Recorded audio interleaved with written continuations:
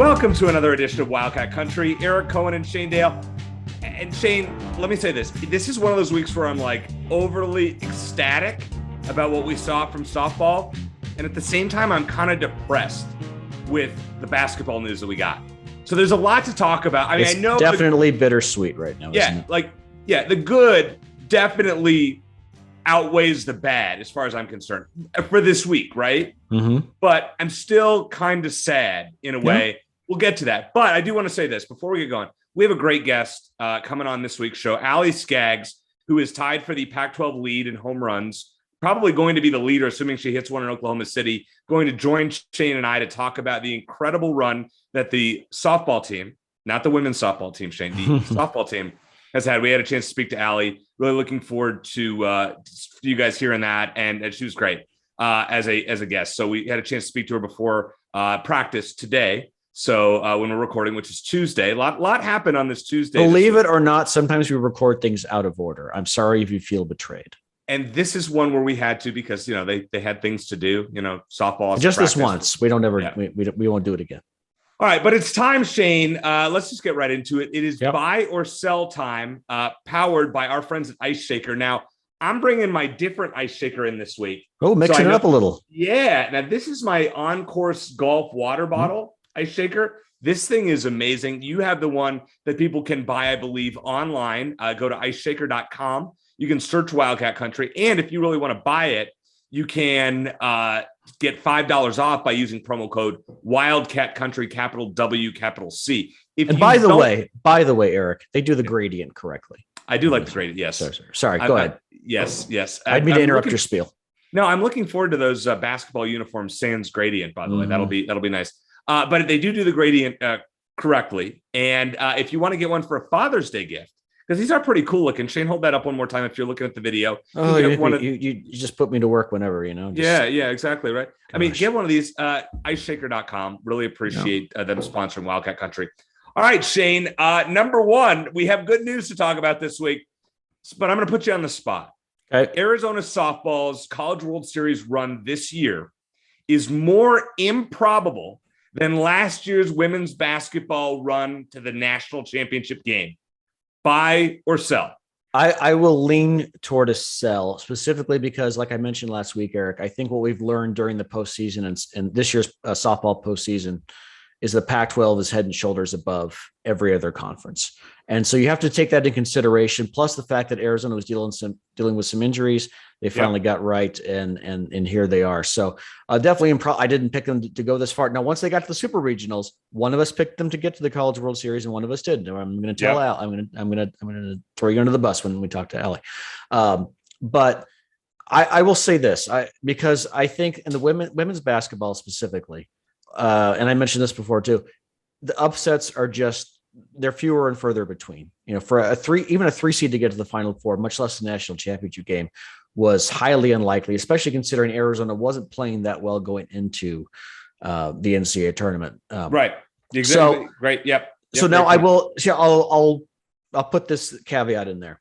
If the softball team ends up winning the whole thing in Caitlin Lowe's first year, after starting 0-8 in the Pac-12, getting rolled at home by ASU twice, which by the way did not make the College World Series. Such a shame. Well, I'll say real quick too, Jessie Harper's sister McKenna plays for ASU, so I'm sure that Jessie was a little upset about that, not being able to see her sister out there. The rest of Arizona, I'm sure, was ecstatic. But for now, I'm going to sell it. I think the women's basketball march to the championship game and inches away from winning the whole thing was more improbable than the softball team's run. But if the softball team wins the whole thing, goes on and wins the whole thing, I'll put them just ahead of the women's basketball team. You know what? I hate to say this, Shane. You actually stole the point that I was going to make, which was just that.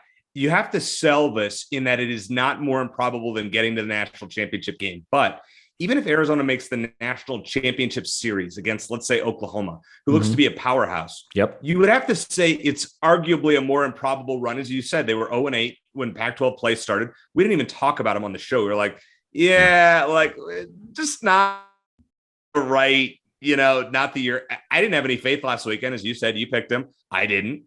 I thought, okay, cool. They won the Missouri Regional. Like, that's great. Good for them. Didn't have any faith. That's my fault. I'll own that.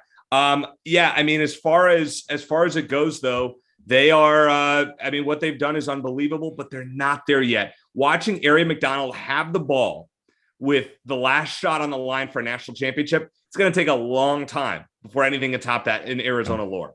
Yeah, and against a Stanford team that, let's remember back, destroyed them twice. I mean, the second game was a little bit closer, but that really showed you just how far the Wildcats came in terms of being a better team all the way around, and then beating UConn in the national semifinals.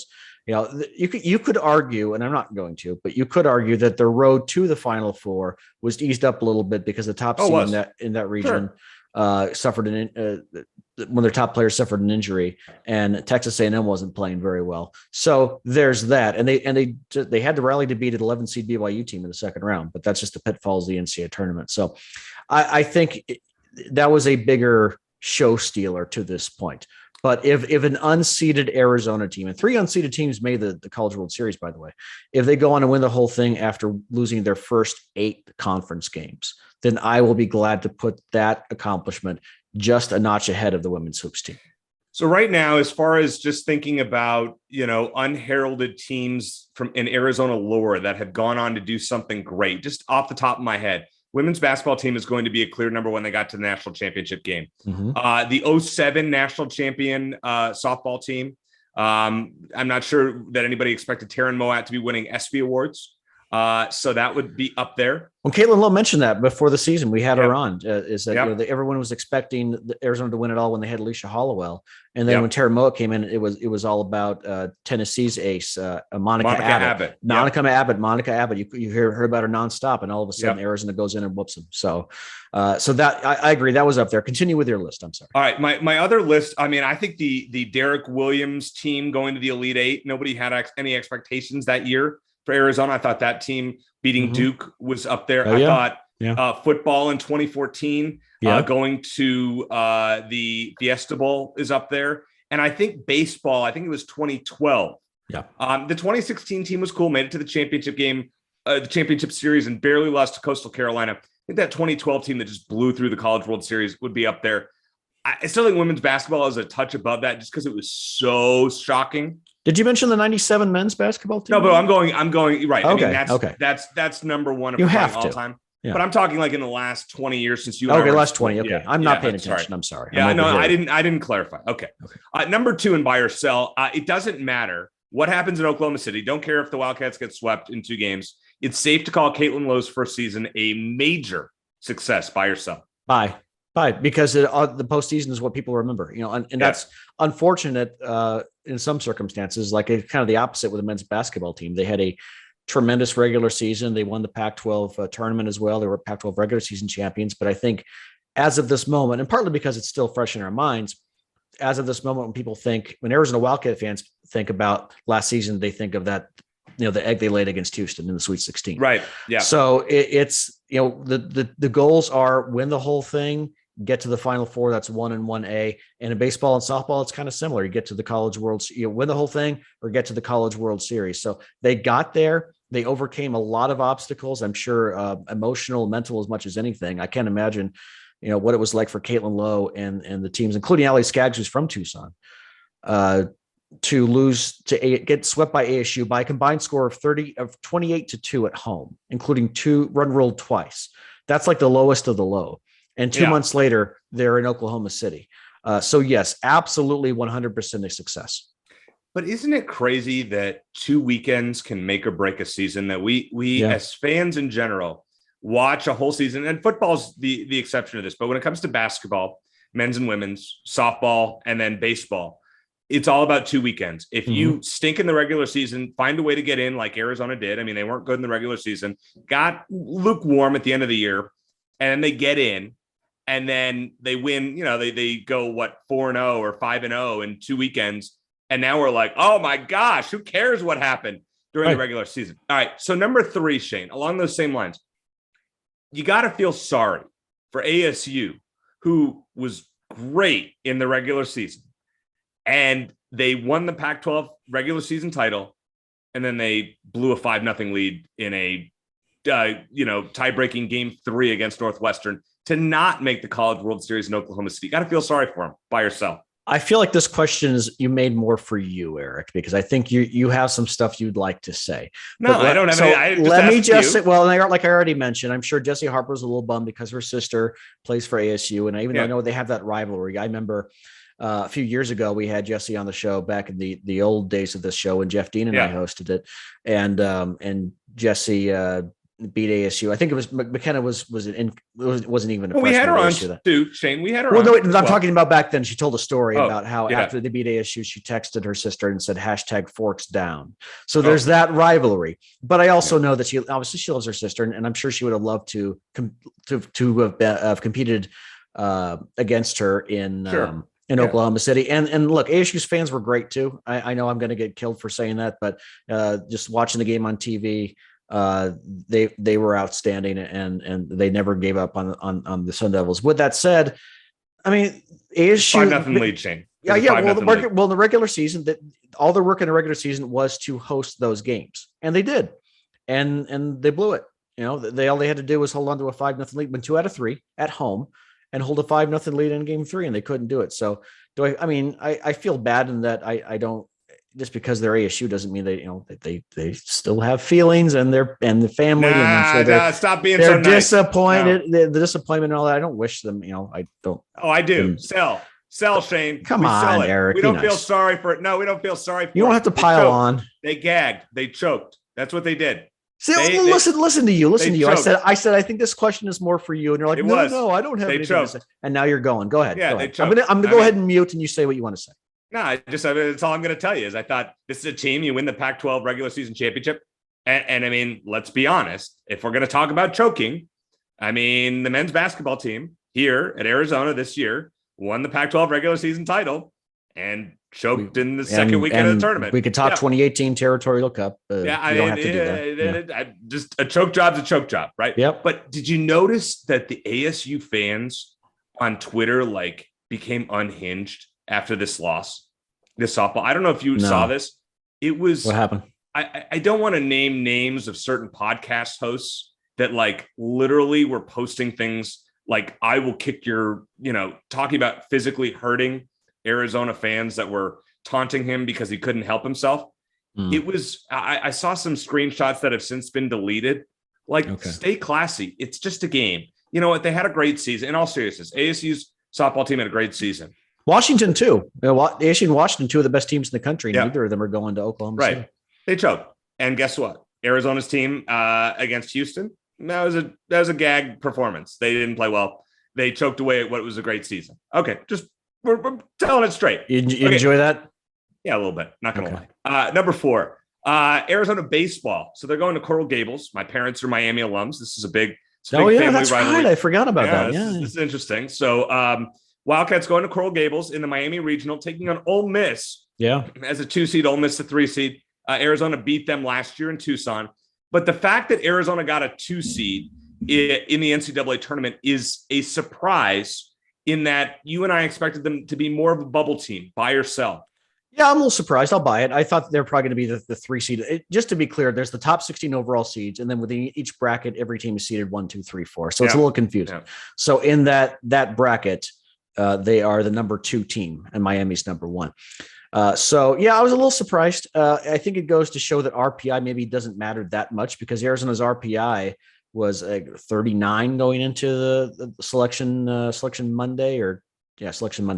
So I think that they certainly got credit for beating a lot of good teams. Oregon State twice. They beat I want to say Virginia Tech earlier in the season, which is the top 10 RPI team. So they had some good wins in there. They had some bad losses. A little surprised. I don't know how much of a difference it makes. And I think both Arizona and Ole Miss were a bit of a surprise because Ole Miss was considered to be maybe on the outside of the bubble by most of the experts, and Arizona was probably considered to be a 3rd team out of 4 in whatever region they were going to go to. So a little bit of surprise. By the way, speaking of ASU, did you like the little needle that Arizona's baseball Twitter posted? Fantastic. Yeah. Oh, you talk about, and I think there was an article on The Athletic by Doug Haller, and it was like, why do all of ASU's athletic teams stink at the same time? Something like that. It was great. I don't know if you've had a chance to take a look at that, but that ASU baseball talking smack. Arizona, unfortunately loses to Stanford in game 2 of the Pac-12 tournament. They won a couple games. Yeah, that was good. and then you beat ASU, you end their season. I mean, this is beautiful. I mean, that's what we want to see. That is good. Regardless, if they go this weekend, Shane, and we'll make our picks in the last segment, and they lose 2 games in Coral Gables and they're out, at least they ended ASU season and got further. That's all we can say. And I think we're all thinking the same thing, right?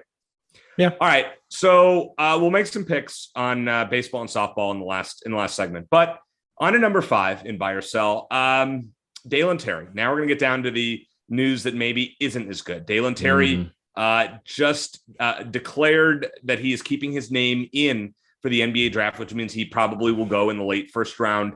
Buy or sell, this is a good decision for Dalen Terry's long-term future. Well, let me back up real quick, Eric, because I want to say the last 2 weeks, the guests we had on were fantastic in terms of sort of foreshadowing everything. Yeah. Travis Graff talked about Dalen Terry's decision and whether it would be, and he thought that he should probably come back because he wasn't sure if he was a first round pick and that NIL could make a difference. And then we had Raphael Warnock on last week, NBA draft junkie and knows everything about European recruiting. Highly recommend you go back and check both those out. I know it's a shameless plug, but seriously, we talked about how NIL money could keep Dalen Terry at Arizona, and Travis Graff mentioned that he probably would have already declared had that not been an issue. So I'm sure he was really weighing the pros and cons. It was not an easy decision. It's tough because I'm trying to speak not as a fan who selfishly wanted Dalen Terry to come back, but as a guy who tries to look at it objectively, admittedly tries to see and really see, okay, what would be best for him. And I think long-term, and I think he would probably agree with this. If he came back, he'd probably be a lottery pick next year. Yeah, so that's what I've been saying. Yeah. So I think that maybe that was the wiser decision. With that said, I understand the fear about getting injured, suffer in a career injury and missing out on all that money. We've seen, in football, especially guys get hurt and their draft stock it plummets and that they're never the same guy. So I understand wanting to go now. I did a Twitter search before Dalen Terry made his decision. I just put Dalen Terry into Twitter just to see what people are saying.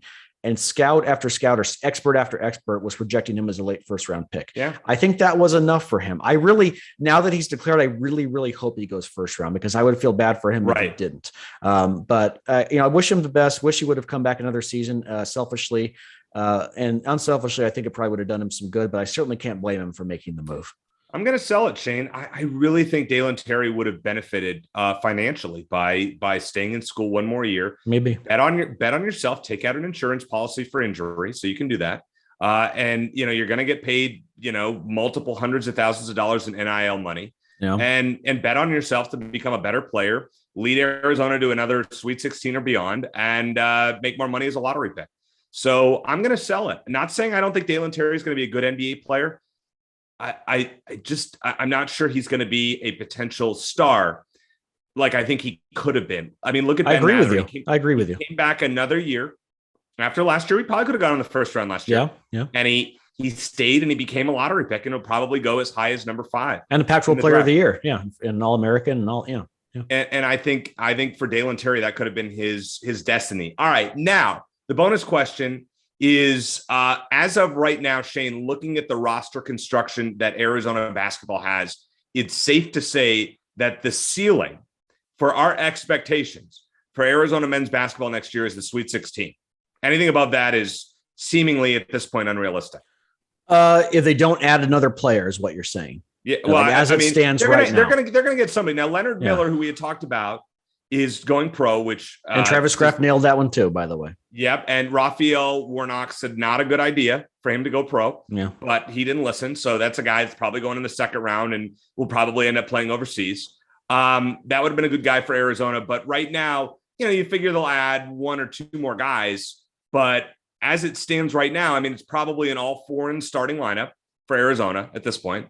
Of Kirk Kriisa, Pella Larson, Ballo to Bellis, and then maybe Henry Visars.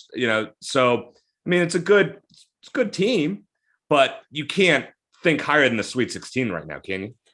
No, I would agree with that. Well, the thing is, when it comes to the NCAA tournament, you just never know. I mean, you can go in as an 8 or a 9 seed and get to the Final Four. So, but to your point, I think your point is is there ceiling like maybe borderline top 25, maybe 3rd or 4th in the Pac-12. If we're talking more regular season, then yeah, I would agree with you. I think that now I'm going to make a semi-bold prediction that by next week's episode, Eric, we're going to be feeling better about next season's team because I think they're going to make at least one decent addition.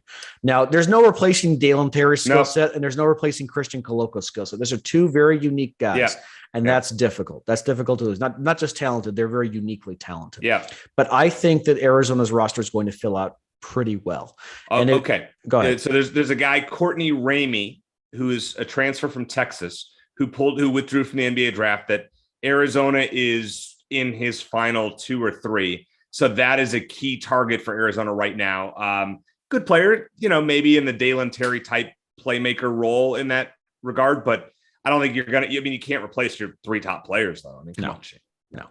No. Well, and to be, devil's advocate, in a good way is, we thought Arizona's ceiling last year was Sweet 16. And of course that's where they got, but we didn't think they were going to be nearly as good. You never thought they'd be the number 2 ranked team in the country. And so you just never know. With that said, Tommy Lloyd can fill up his roster with the best transfers out there. And I don't think Arizona will be as good as they were last season.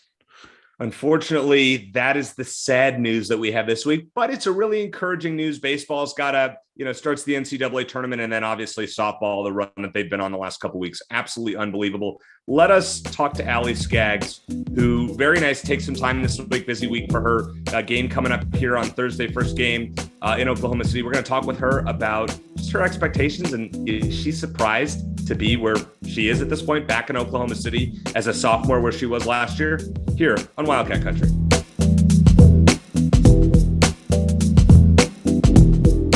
Scooby, we sent you an ice shaker. They are a sponsor, courtesy of our buddy Chris Gronkowski. You have it right there. I love my ice shaker. Fun fact, when I trained with Glenn Gronkowski, everybody, when we were trained together, people thought I was the other Gronk brother, so it's kind of funny.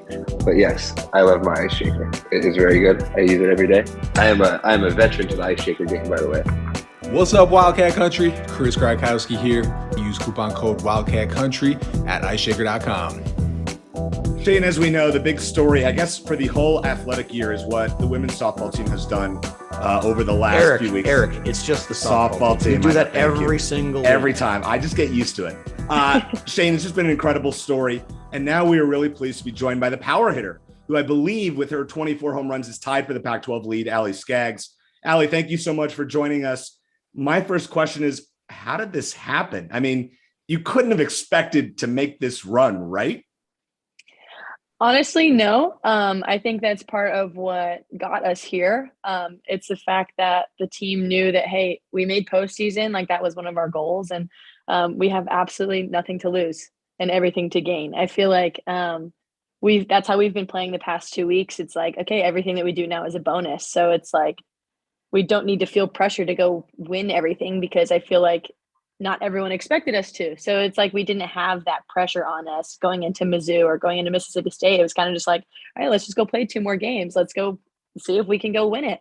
So I think our preparation and just the team rallying around the fact that, hey, we're here, we might as well just go enjoy what we're doing. And I think you can see how loose our team has been, and we've been playing well like that. Yeah, Ali, congratulations again. I'll just note that between Eric and I did pick you all to beat Mississippi State and get to the College World Series. I wish my co-host had a little more. Last year was the other way around, so I'm just throwing him under the bus. But yeah, congratulations again. So you all been living on the road now for a couple of weeks. Hopefully, we'll be staying on the road for a while longer. What has that done in terms of just bringing the team together even more and bonding and finding things to do together? Yeah. Well, like we said before, we were not expecting to be together this much. I don't think any of us planned to be on the road this many weeks in a row. But it's been great. We spend so much time together. We're doing team meals where we went to watch Doctor Strange before our games against Mississippi State. So we're all like amped about that. So we're doing little things like that. We get to go explore the cities that we're seeing. We get a lot of freedom too, which is super nice. Like, we do a lot of team things, but you also get the chance to do things individually, which has been nice as well. Just because, I mean, when you're spending so much time together, you can get a little tired of each other. So it's nice to be able to do your own thing. But it bonds us. We're doing things that we have so much time. So we get to go do different things that are fun that we don't usually get to go do, or that we're like when we're home in Tucson, we don't do a whole lot of like team bonding, like, hey, let's go see this or do this because we're at home. So it's like we don't really need to. But now that we're here and we don't have much else to do, we're actively finding things to do as a team. So. All right, so two-part question. Game 1 against Mississippi State. Number 1, Janelle has that monster catch at the wall, which was just one of the best catches I've ever seen in softball. And then you hit the home run, I believe, to get Arizona on the board and get you guys going. So run me through both of those plays and what they did for you and for the team. Yeah, so we knew Mia Davidson was legit, and she's a great hitter. So when she came up and hit that one, we were all like, oh man, here it goes. But then Nelly, I mean, we have so much trust in her. She's a great outfielder. When you see her kind of like waving her arms, like you can tell that she's under it. So we were like, okay. And she just stuck her glove up and caught it and brought it back in. And she fired me up. Her reactions always, you can tell she is genuinely so excited and so competitive. And she wants this team to win so bad. So seeing her get fired up for her own play makes me so excited. I'm like, okay, I have to go make every single play for her now. Like it gets you going that way. Then that in turn gets Bowen going. Like it gets everyone on the fence of, hey, okay, let's go. Everyone go make a great play.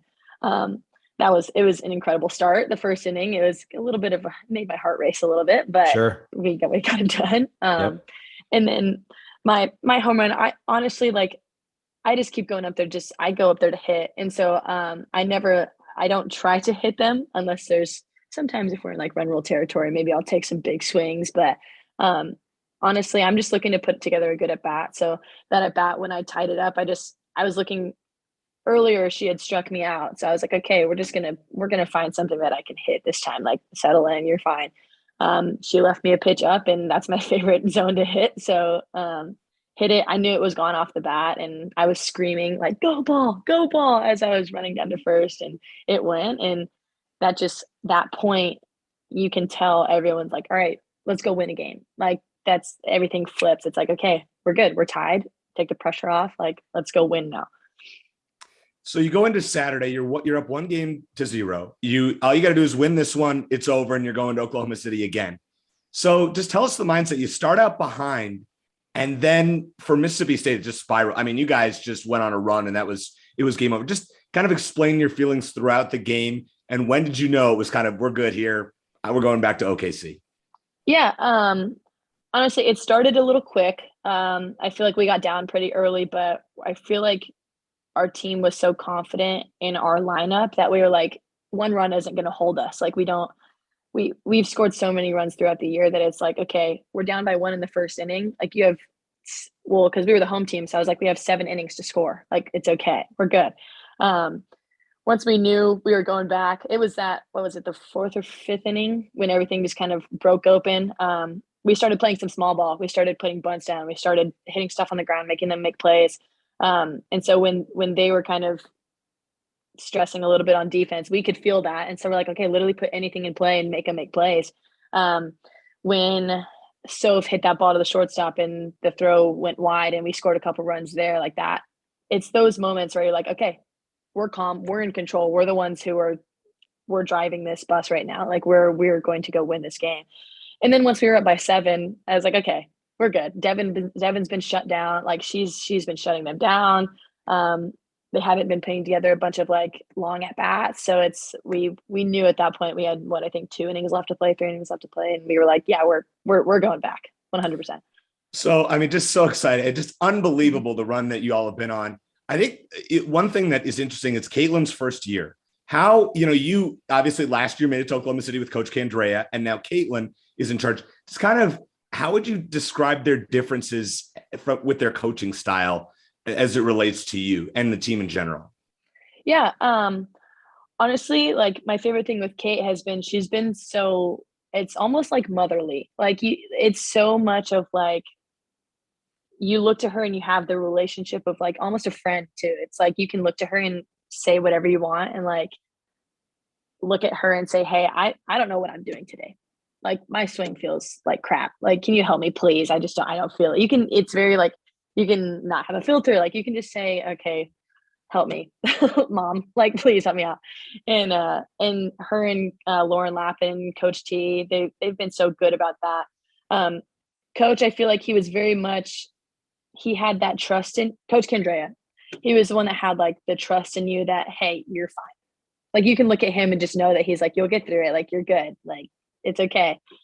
He had a whole lot of trust in all of us. And I felt that with him. Like, when I looked down, he didn't have to say a whole lot to me. And I knew that he trusted me. But it has been nice with Kate just to, like, you laugh a little bit. You can make jokes. Like, it's a loose environment. And it's one of like ultimate trust. Like, I look at her in the dugout when I'm hitting, and I can just tell she's giving me the nod. She's like, all right, I'm with you every single step of the way. Like, no matter what you do, like, I have so much trust in you and I want you up there. Like, that's how it feels for everyone when they're hitting. It's like, I want you. They know, that they are the ones that are pulling for you so hard. And so it just makes me so happy for Kate and so happy for this coaching staff. Like, it's so exciting just because we've been through a lot as a team, and to be able to go back and to take Kate back for her first time, like, I think that's something that, like, it warms my heart. Like, I could cry. Like, it just makes me so excited. Super happy for her, and she's just as happy for all of us. Along those lines, Allie, take us back 2 months ago, and the team started 0-8 in the Pac-12, run ruled at home by ASU a couple times, which I'm sure you being from Tucson I can only imagine how that felt. But how did Coach Lowe bring you all through that? Like, did she give any inspirational speeches, or how did the team sort of navigate those rough waters? Yeah, honestly, there were quite a few speeches just because losing sucks. Like, we hated it. All of us did, but we have a very, very competitive lineup and a competitive team. So it was more along the lines of, okay, at what point do we want to flip this? Like, it's up to you guys. Kate kind of turned that on us and was like, if you guys want to change this season around, it's on you. Like, you guys need to be the ones to say something and to get this team going. She said, I'm with you. Like, every step, like, I'm pulling for everything. And I know that sucks. Losing sucks. It pulls people apart, but stay together. We just have to find a way. We still have a lot of season left. Like, find a way to do this. And so we have a lot of girls who are extremely competitive. We want to win. We hate losing. We hate that feeling of getting run ruled at home. Like, we hated it. And so I think at some point you just have enough and you say, okay, if we're going to go down and lose, we might as well lose competing. So that's what the team kind of got to. And so now I think, especially in postseason, that's kind of where we've gotten to, is like, all right, we might as well just go compete. We're here. We made it. I don't think anyone really expected us to even make postseason. So it's like, we might as well go down, giving everything that we have, and all go together, all 18 of us. And I think that's been kind of the flip script, is that everyone, all 18, we're all like, hey, we might as well just go do this. Like, let's be loose. Let's just go have a good time. Reminds me, the Suns used to have a banner back in the Charles Barkley era on their locker room that said, we have a game today. We might as well go win it, or something like that. Yeah, so it's kind of the same philosophy. Let me ask you, from a hitter's perspective, your pitchers, Hannah and Devin, like you said, have been lights out lately. What's been the difference just from your perspective for them these last couple of weeks? Because they just turned it up another notch, obviously, in the postseason. Yeah, they've both always been super competitive. You can see it in their eye. But I think postseason itself just drives it out of people, just because they know they have to show up, and they know how big of a part they are. So not that they aren't a big part during the regular season, but it's like, you have a little bit more of a chance to, hey, okay, like, you can still make postseason if you have an okay regular season. So it's like, I feel like there's not as much pressure to say, hey, if we lose, we go home. So we need you to be rocking for us. And so Bo has always had it. She's so competitive, and she brings it for our team every single day. But it's been so nice to just see the look in her eye. Like, when she got on the mound against Missouri, I was like, oh, they are not touching her. And then same thing with Devin the next day when she got out there. I was like, okay, Devin is here to freaking mow them down. And so they both have it. They've always had it. And so I'm glad to see that they're getting rewarded for sticking it out, because I know, like, we know that the whole season was a little rough, but they're sticking it out. They've worked super hard, and they want it so bad. So it's been, like, super rewarding, like I said, to see them earn that and to get those wins. All right, so now it's on to Oklahoma City. What's the mindset here? Is it like, okay, cool, it's all house money, we'll just see what happens? Or is it, all right, the pressure's on, we got to win it now? Honestly, in my opinion, I feel like it's the same as it has been the past 2 weeks, just because it's like we've accomplished so much more than we thought that we were going to. So it's like, hey, we're at the World Series. We might as well just go play like we have been. So it's kind of like the same. I don't know who expects us to go super far or not far enough. And so we're like, let's just go play. At least that's how I feel. I don't feel pressure personally, just because I think like there's no point, like there's not a point in feeling a ton of pressure just because we've made it farther than anyone thought. So now we just get another weekend of playing games. So that's the point that I'm at. I'm sure once I get out there, I'm obviously going to be a little anxious and feeling a little bit of pressure, but it's at the end of the day, it's just softball. It's just more fans and the dimensions are the same. So we just still get to go just play softball. And I know when I get out there with Sophia Carroll, my shortstop, we always calm each other down. I always ask her, hey, how you doing? And then we just talk about that non-softball, like nothing to do with softball. Hey, personally as a human, how are you doing right now? And then we just talk it out. And then we're like, all right, cool, let's go play a game. So, Ali, you, on a personal level, you as a freshman, you saw some playing time. Obviously you've been fantastic. You had a 3 home run game, Pac-12 Player of the Week. What's been the difference for you personally from your freshman to sophomore year? Has it been just seeing more at bats, or is it something beyond that? I honestly think it's just like you said, seeing more at bats, seeing more games, and getting comfortable. I think last year you saw it a little bit, like when Reina Karanka went down and I got to play. I think I had like a 10, 15 game stretch of playing. Like you see the improvement of just being out there every single game. So was that a big deal for you being able to get those at bats last year, even though you didn't want to see Reina go down, obviously, just to get that opportunity? Yes, definitely. Just because I feel like not just for like the stats or just for the at bats or anything, but just building that trust with Kate, I think was the biggest thing, because I was proving to Coach Kendrea and to Kate, like, hey, I'm ready to go in next year. Like I will be ready to take over for Reina. Like I say, so I think getting to play those games while she was down was my tryout in a sense. So I was super thankful. And then when Reina came back, obviously I was like, okay, yeah, take it right back. Like I'm obviously not going to play over you. I understand.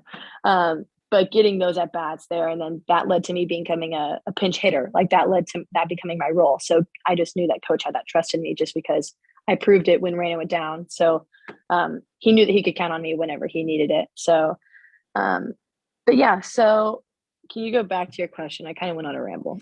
Oh, just a difference between your freshman and sophomore years, yeah. like the leap that you made.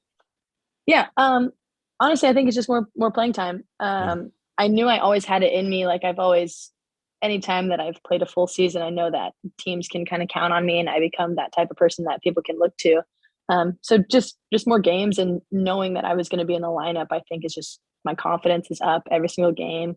I know that my coaches have me. I know that my teammates have my back.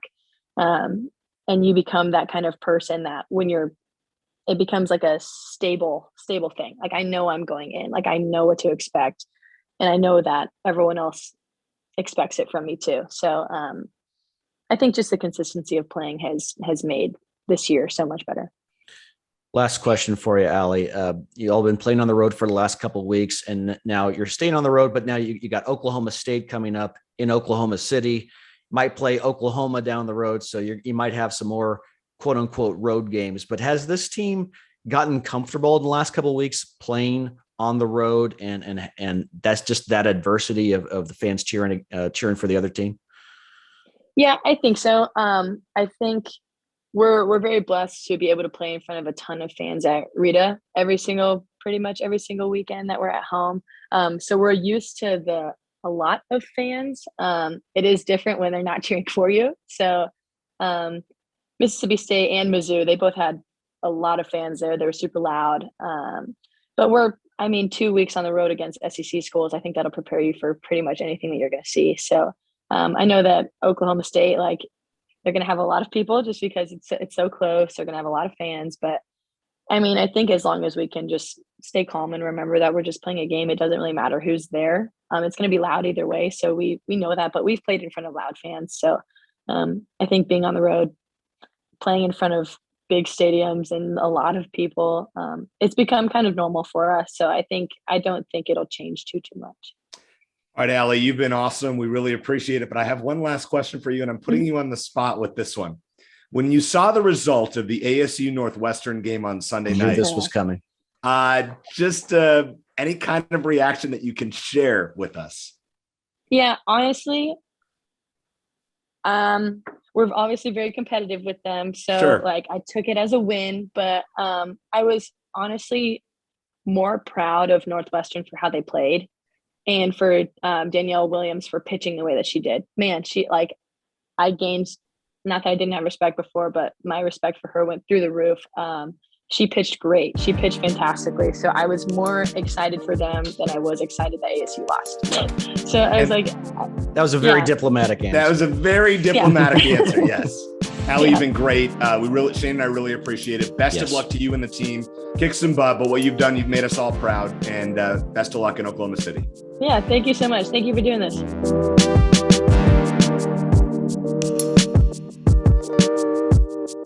Very cool to talk to Ali Skaggs. Great info from her, and just a really entertaining guest. You had to ask her that ASU question. I did. I couldn't help myself, especially considering they choked. I'm going to say it again. It's great to say ASU and choking in the same sentence. All right, Shane. It's time for us to make some predictions now. As you like to point out, the last couple weekends, you were correct. I was incorrect. I had no faith in the softball team. I mean, can you blame me? They didn't show anything all year. Shame on you, Eric Cohen. All right, Shane, I'm going to say this. I do not have the utmost confidence that they will win a game in Oklahoma City, like last year's team, which was probably better. And they went 0-2. I think this year's team will have a similar fate, but I don't think it matters. I'm good with this year. I'm just Caitlin Lowe, first year women's coach to ever first year women coach to ever make the College World Series, I believe. Is that right? Yeah, in their first year. Yeah. Their first year. Incredible. Don't care what happens this weekend. It'd be great to see him win a game or two at most, but I don't see it. Oh, I care. I'm enjoying this whole thing. And you know what? If Hannah Bowen and Devin Nutz keep pitching the way they've been pitching, sure. You never know. Now, here's the one caveat I will put on Arizona's postseason run. The best team they played so far is the 15th seed Missouri.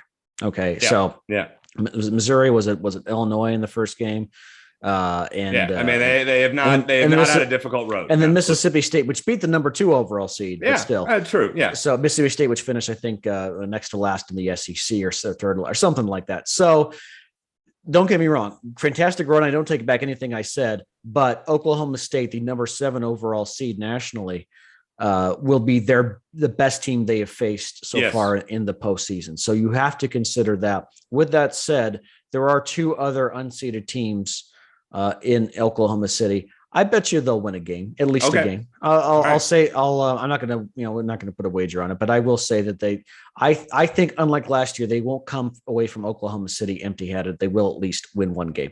They could get run ruled both games, and I'd still call it a major, incredible success. Absolutely. It could be one of those things like where if it was a movie, it would end with their celebration in Starkville, Right. And, for all the Arizona teams, as you like to talk about, Shane, that choke, look at the Suns, look at Arizona basketball, look at ASU softball. This is a great story of a team that nobody expected much, especially, before the season, during the season. And look what happened. They're in the promised land. So you never know what can happen in Oklahoma City, but it doesn't really matter as far as I'm concerned. Congratulations to them. Yeah, it's crazy. 2.5 months ago, Eric, you'd think, what if I told you with a straight face that Arizona wasn't going to make it past the Sweet 16, the men's basketball team was going to make it past the Sweet 16, and the softball team is going to go to the College World Series, you would have maybe laid 1,000-to-1 odds on that? Well, I'd asked you what you were drinking, right. and could I have some too? So nobody. It would have been more than 1,000-to-1. Are you kidding? Yeah, the point is, just never know. You never know. The 2 goals in all of college sports, and in basketball and softball included, are number 1, get to the postseason. Number 2, go undefeated when you get there. Yeah. Or in softball and baseball, you can lose a game, and that's it. But those are the goals. As long as you get in, you have a chance. So, and I think that's going to segue us to baseball because I have some things to say there. Okay, so I'll let you break down baseball then. Is Arizona going to beat Ole Miss again? Because if you lose the first game, you got to win 4 in a row to win the region. Right. So the first game is key. Does Arizona beat Ole Miss to start? Let's start there. Well, the key is you win the first two, then all you have to do is win one more. If you Correct. lose one of the first two, you have to then win 4 games total. That's kind of a quirky way that double elimination works. Right. Concern that I have is I saw some experts say that they were surprised Ole Miss was in the field, but now that they're in, they could be very dangerous because they've been playing well. So a lot of times, and I think back to the NCAA basketball tournament, a lot of times when teams are thinking they're lucky stars that they're in, they get a second chance, they come out and they pull off an upset because they have that out. So that does concern me about Ole Miss and Arizona. They've been playing all right. I think their pitching, it surprises me. I thought they would be a more stable pitching staff from top to bottom. So I'm not as optimistic. One interesting buy or sell question would have been, which team is going to win more, baseball team in Miami or the softball team? You think it's going to be 0-0? Yeah. I think, you know what? Yeah. I think it's more like, put it this way. I think it's more likely that the baseball team goes over. I think it's more likely the baseball team wins the game. I think I would take baseball. You would take softball. I think there's a chance. Listen, if Miami were to get knocked off in the first game, Arizona can win this region. There's no doubt about that. I mean, Miami's good. Miami's like the 6th overall seed in the country, but you never know. I mean, you got the Wildcats probably have one of the best players in the nation, like top 5 players in the nation in Daniel Susak. I mean, as far as Wildcat country guest, Daniel Susak. Yeah, that's correct. I mean, he raked last weekend at the Pac-12 tournament. The key is Chase Davis going to be able to DH? If he is, we know the gargantuan power that Arizona has. I mean, if the bats get rolling, this team can absolutely win this region. I just don't trust the pitching right now. Yeah, that's my thing. You don't have a Chase Silseth, right? Who, was the first draft pick from the 2021 draft to make it to the major leagues this year, which is unbelievable in the whatever round that was. So they don't have that ace. That's why I'm gonna fade them this weekend. But of the two teams, I think there's a better chance we're talking about baseball continuing playing on next week's show than softball. Now, with that said, if Arizona gets out of their region and LSU gets out of theirs, oh my God, then we've got the Jay Johnson Bowl. And don't you think for a second that the committee didn't think about that? Obviously, it would take some upsets to get there, but they do that in men's basketball all the time with Sean Miller and Xavier back in the day, Bobby Hurley in Buffalo, and a bunch of other examples. So that would be fun. I'd love to see it. I just don't think they're going to get that far. Are you rooting for LSU? If Arizona wins, yes. If they don't, then no. Well, actually, you know what? No, I'm not rooting for them at all because LSU would probably beat them if they played, and I don't want to see that. I don't want to see Jay Johnson post one of his photos on Twitter of his team after beating Arizona to get to the College World Series. It's not even Jay Johnson, Shane. It's Jacob Berry. It's like, what do you have against Jacob Berry? He followed his coach. How good could Arizona have been if Jacob Berry had been in that lineup with Daniel Susak? You're looking at a 1 seed hosting a regional and a team that's probably going to Omaha. Oh yeah. But you know what? No offense to Jacob Berry. I'm sure he's a good kid, but hard to root for him. Sorry. I mean, I hope LSU loses. I think they play Southern Miss in the Southern Miss regional, something like that. Go Southern Miss or whoever else they're playing. I actually, I kind of just want LSU to lose. I guess I'm being spiteful. I don't, and the Jacob Berry thing doesn't bother me, Eric. The kid went to college to go play for Jay Johnson. He followed him to LSU. I don't have a problem with that. I know a lot of people do, but I don't. With that said, we had Jay Johnson on the show multiple times. He's a good guy with us. Don't like the way he left. Still don't like the way he left Arizona. And no, I'm not going to be rooting for him in the regionals. You go play for a university, not a coach, my opinion. Hey, by the way, speaking of university, congratulations, Damon Stoudemire, assistant coach for the Celtics, coaching the NBA Finals. How about that? Yeah, there you go. Former Wildcat assistant the other year. Now he gets a chance to go win an NBA Finals against Steve Kerr, who is obviously another. So and Andre Iguodala. Yeah, I mean, this is. I think he's hurt though, isn't he? Like he doesn't play. Yeah, he probably still get a ring. But still, I mean, big Arizona implications in the NBA Finals. Shane, great show. A lot of good discussion. Next week, we'll dive more into basketball. We'll unpack the roster situation with Dalen Terry not coming back, losing their 3 best players. And hopefully we have a baseball and or softball team to talk about on next week's Wildcat Country. But as always, thanks to Ali Skaggs. Thanks to you, Shane. Thanks to everyone for listening. For Shane Dale, I'm Eric Cohen. As always, bear down.